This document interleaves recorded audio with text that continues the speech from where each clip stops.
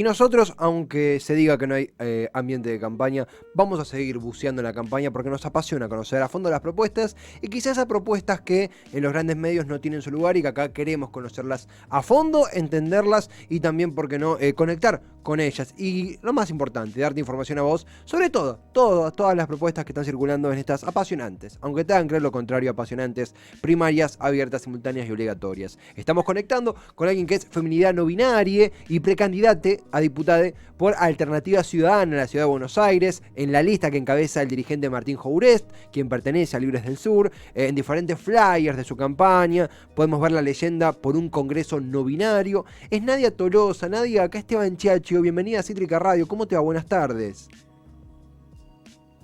Buenas tardes, gracias por invitarme. Un placer, Nadia, a vos gracias por hacerte el espacio para conversar, lo revaloramos, también a Gabriela, el equipo de prensa que nos conectó con vos. Recta final de la campaña, tengo entendido, estaba investigando un poquito, ustedes son la única fuerza que impulsa, por ejemplo, esta consigna por un congreso no binario, así abiertamente.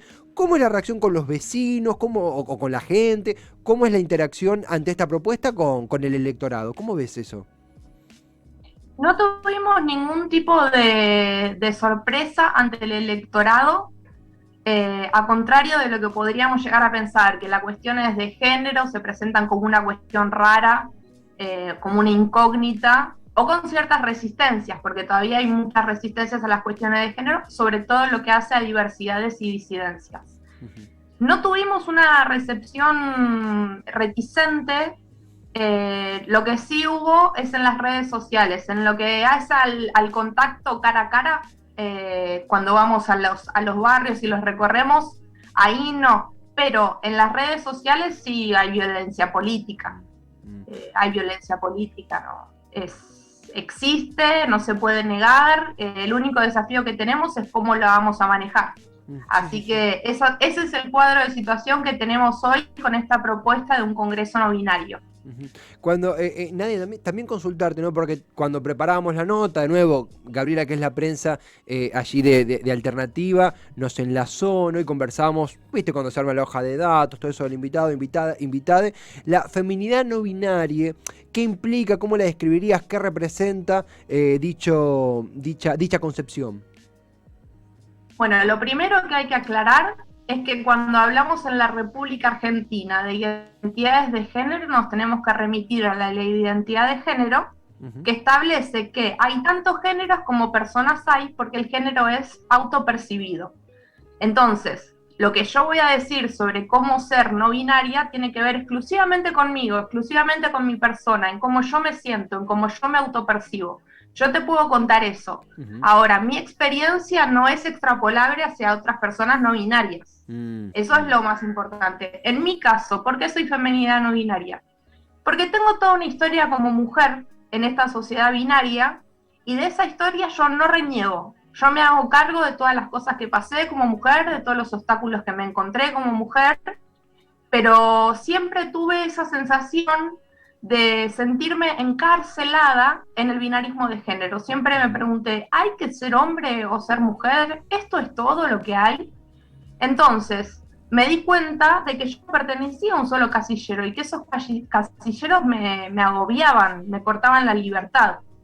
Me di cuenta que a mí me gusta más fluir, que me siento más yo cuando me siento fuera de esos márgenes, fuera del círculo que cierra la binariedad, y estoy todo el tiempo en fuga, fugándome, usando las grietas, huyendo de esos lugares que encorsetan la libertad, y por eso me siento no binaria, porque mi posición política tiene que ver con discutir ese binarismo.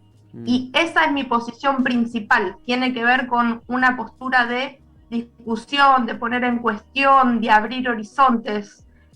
Así que tiene que ver el ser no binaria, femenina, con toda esta historia que tengo como mujer y con toda esta posición política que tengo de fugarnos, de cuestionar y de luchar por más libertad y el ejercicio de la identidad de género. Ujú. Es muy claro cómo lo explicás, Nadia. A ver, si alguno se está sumando ahora, es Nadia Tolosa, feminina no binaria, precandidata a diputada por Alternativa Ciudadana en la Ciudad de Buenos Aires, en la lista que encabeza Martín Jurest, cuenta con el apoyo, ¿no?, de Libres del Sur, es donde precede él. Una de las leyendas que podemos leer en los flyers que se distribuyen desde dicha campaña es por un Congreso no binario.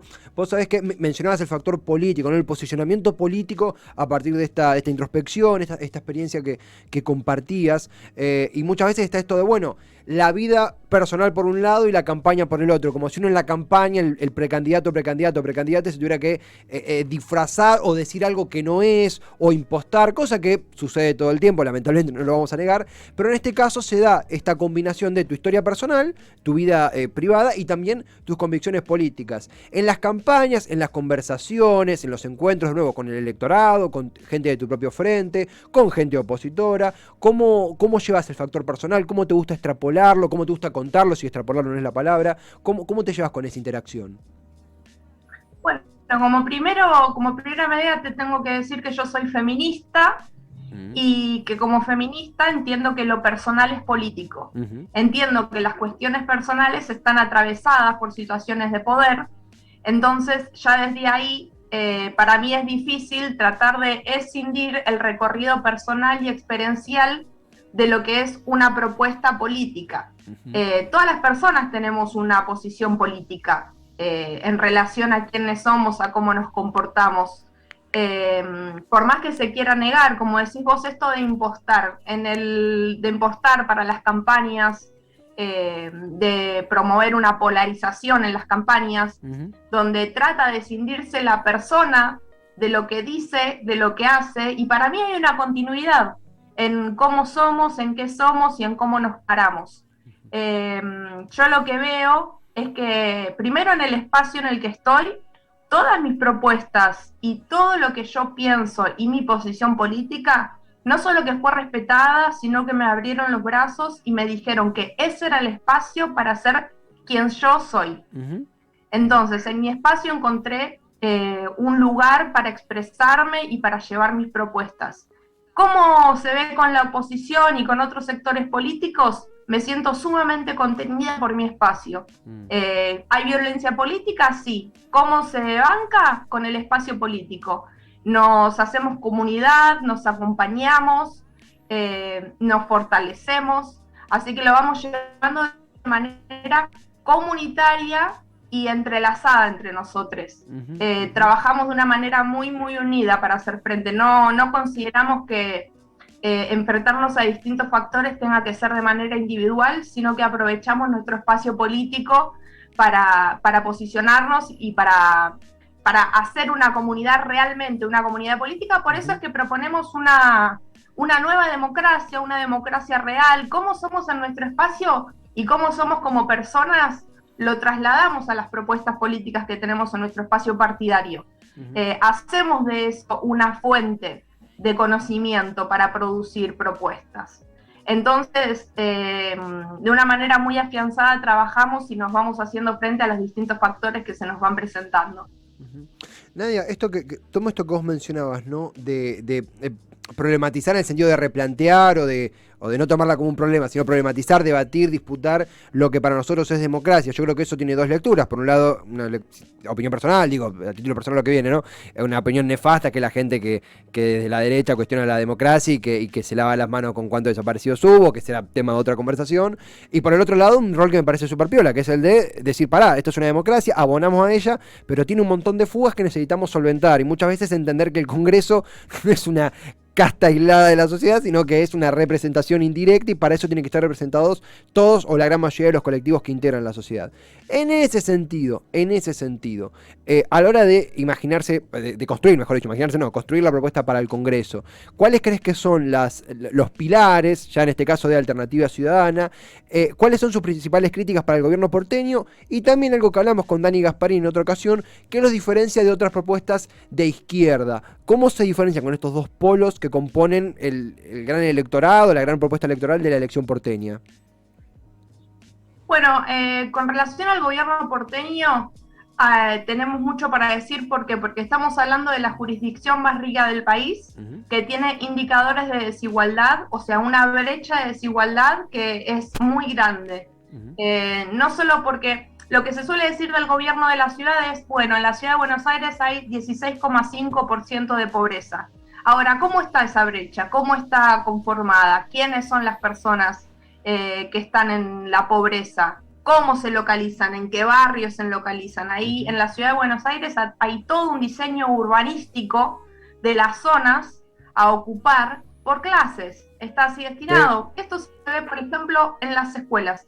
En la zona sur de la provincia, de la ciudad de Buenos Aires, perdón, en la zona sur, las escuelas tienen menos insumos didácticos, están en peor estado y están cuando te vas yendo hacia el centro, la situación educativa cambia. La propuesta que tenemos es romper con esa brecha en la educación, poniendo materias que sirvan para el desarrollo laboral de la sociedad en la que estamos, por ejemplo, poniendo programación en la primaria. Esa es una propuesta que tenemos y que nos diferencia del resto de las propuestas. ¿Por qué? Porque no se está cuestionando de raíz esta polarización que hay, en la polarización que hay, no se discute de raíz en la ciudad de Buenos Aires cómo está distribuida el diseño urbanístico por clases y cómo se asignan las zonas a las personas según sus recursos. Así que esa es nuestra primera perspectiva que tenemos. ¿Qué nos diferencia de otros espacios? Que tenemos una propuesta que quiere terminar con la polarización. Entendemos que la polarización social que nos atraviesa como sociedad, lo único que hace es estancarnos en términos políticos, en términos sociales y en términos éticos. La democracia está perdiendo legitimidad, pierde legitimidad, las instituciones pierden legitimidad como resultado de esta polarización, porque hay personas que no se sienten representadas en ninguno de los dos lados de la grieta. Y por eso proponemos ser tercera fuerza para poder darle voz a esas personas que no se sienten representadas y que quieren huir de este maniqueísmo en el que nos han insertado. Nadia, una consulta, no quiero interrumpirte, pero para aclarar, cuando decís programación, justo ahí se había cortado un poquitito, igual se distinguió bien, proponer programación en las escuelas, perdonad la pregunta si soy muy ignorante, ¿programación como materia o una nueva programación en la matriz de las escuelas? Por ahí quedó eso medio ahí trastabillado. ¿Cómo es eso? Programación que tiene que ver con la sociedad del siglo XXI que tenemos, que desarrollen software, claro, que se formen para porque las escuelas antes tenían una orientación laboral me refiero no a que trabajen en la secundaria, sino a que tengan una orientación para formarse en el grupo del trabajo. Actualmente las escuelas que son más ricas tienen ese tipo de formación y las escuelas más pobres no. Ese va a ser el resultado de tener gente que está cursando que ya va a quedar excluida del mundo del trabajo. Ya va a quedar excluida del mundo del trabajo. Las personas que tienen 12, 13 años, cuando egresen de la escuela secundaria, van a tener una herramienta más si nos focalizamos y nos damos cuenta que no se puede tolerar que los sectores más vulnerados de la ciudad de Buenos Aires no tengan un futuro. Porque eso es lo que sienten los adolescentes hoy en día, que la polarización les quita la posibilidad de futuro. Y eso es con lo que queremos terminar. Dar voz a esos lugares, decir que hay un futuro, decir que hay una propuesta feminista, decir que hay una propuesta ambiental, para sacar esos temas que caen en la grieta y que quedan en el olvido. Y Nadia, perfecto, súper aclarado, gracias por la aclaración, más que nada porque sí, la simetría educativa, que no es solo potestad de la Ciudad de Buenos Aires, pero ya que es donde competís es evidente, es muy, muy preocupante y no ha comenzado este año, sino que lleva bastante tiempo, obviamente agravado por la pandemia. Ahí quedaba claro ese factor. De vuelta, si se están sumando ahora, Nadia Tolosa, feminidad no binaria, precandidata a diputada por Alternativa Ciudadana en la Ciudad de Buenos Aires. Nadia, también consultarte sobre tu posición al respecto, amén de estas propuestas que conversabas, se da algo en la Ciudad de Buenos Aires que es, amén de la polarización, este bicoalicionismo que hay, en donde hay una oposición que hoy es Juntos, más la UCR, más ahora los liberales, y hay un oficialismo que es Frente de Todos, que es peronismo con matices de cierto radicalismo alfonsinista, pero más o menos camina por ese lado, y hace 2 años era lo opuesto. Pero yendo puntualmente a la Ciudad de Buenos Aires, se da este factor que hay una una hegemonía, hace 14 años, de la misma fuerza que, por ejemplo, por citar un caso legislativo, ¿no?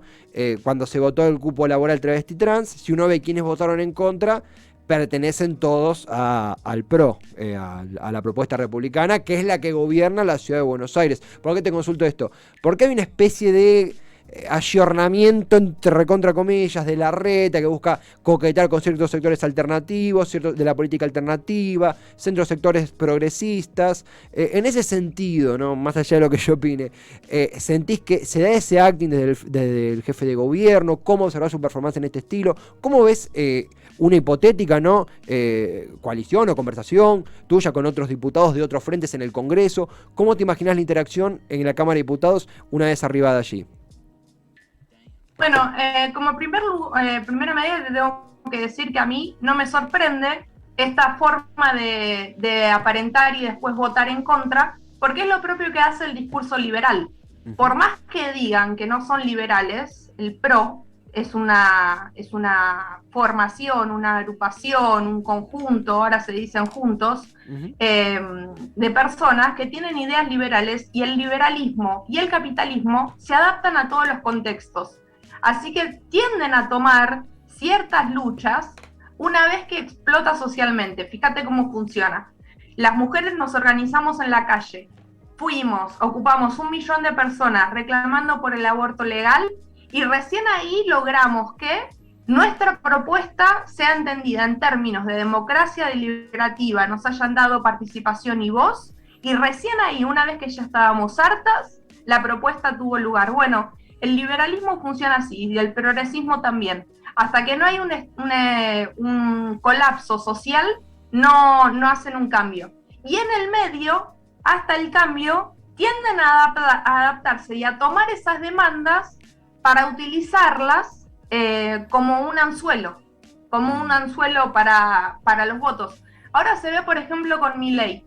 Milei tiene una influencia muy fuerte, o su electorado está compuesto por adolescentes en su mayor parte. Tiene un lugar muy fuerte en los adolescentes.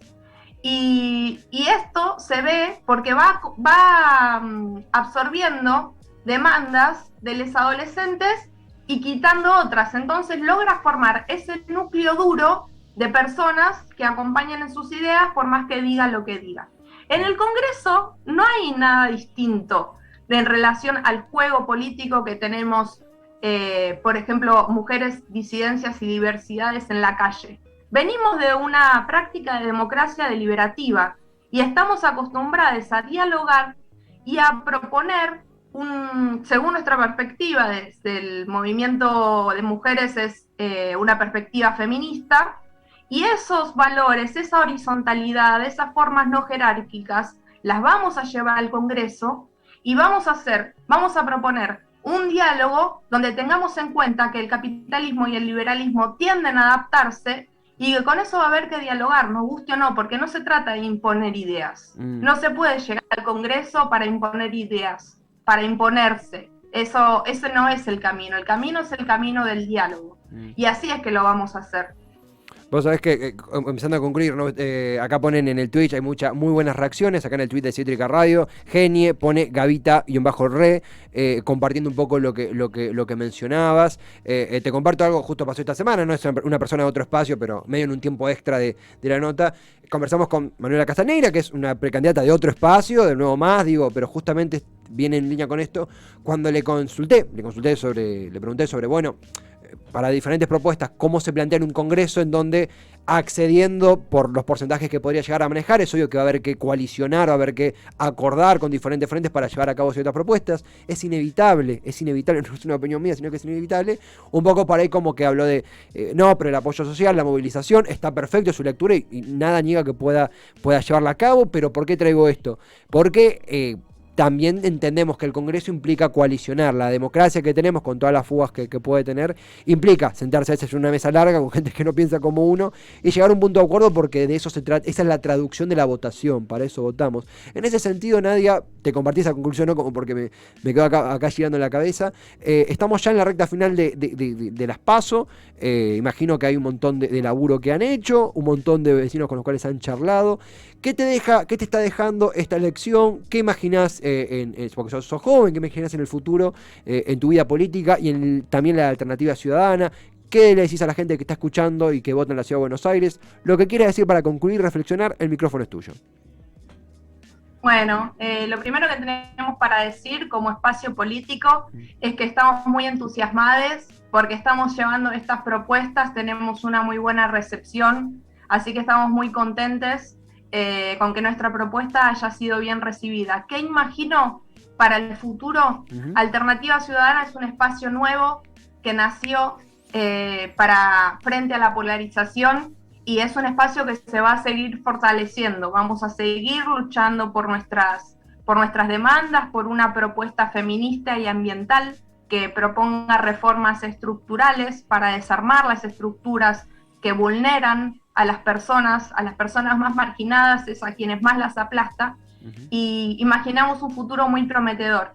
En lo personal, a mí me gusta la política, me gusta hacer esto, y siempre lo hice desde distintos lugares, desde la academia, desde la militancia, desde todos los días como feminista, porque el feminismo es una praxis. Uno puede ver que los indicadores de género son desiguales, uno puede decir que esos indicadores están mal, pero si todos los días no nos comprometemos para hacer, desde que nos levantamos hasta que nos acostamos, todo lo que está a nuestro alcance en perspectiva feminista, no alcanza. El feminismo queda sin su núcleo, que es la praxis. Tenemos como feministas en Alternativa Ciudadana la propuesta que nos da el feminismo, que es decir, tenemos una forma no jerárquica, horizontal de organizarnos, proponemos una democracia deliberativa centrada en el diálogo, tenemos un espacio integrado por gente socialista, por ambientalistas, por jóvenes, por socialdemócratas, tenemos un espacio súper plural donde pudimos coalicionar, como vos decís, porque esa es la forma de la democracia, así que nuestra propuesta va a ser siempre el diálogo, y espero que el 12 nos acompañen para que podamos seguir creciendo y llevando propuestas para un cambio social, estructural y real. Nadia, muchísimas gracias por tan linda charla, por el tiempo, y será hasta la próxima. Un gran abrazo, ¿eh? Muchas gracias, hasta luego. Hasta luego, muchísimas gracias. Nadia Tolosa, que es precandidata a diputada por Alternativa Ciudadana en la ciudad de Buenos Aires, es feminidad no binaria, nos contaba desde su historia personal hasta su historia política, las cuales sabemos se entrelazan porque lo personal es político, bien lo decía ella, así que la verdad que un placer inmenso tener esta conversación.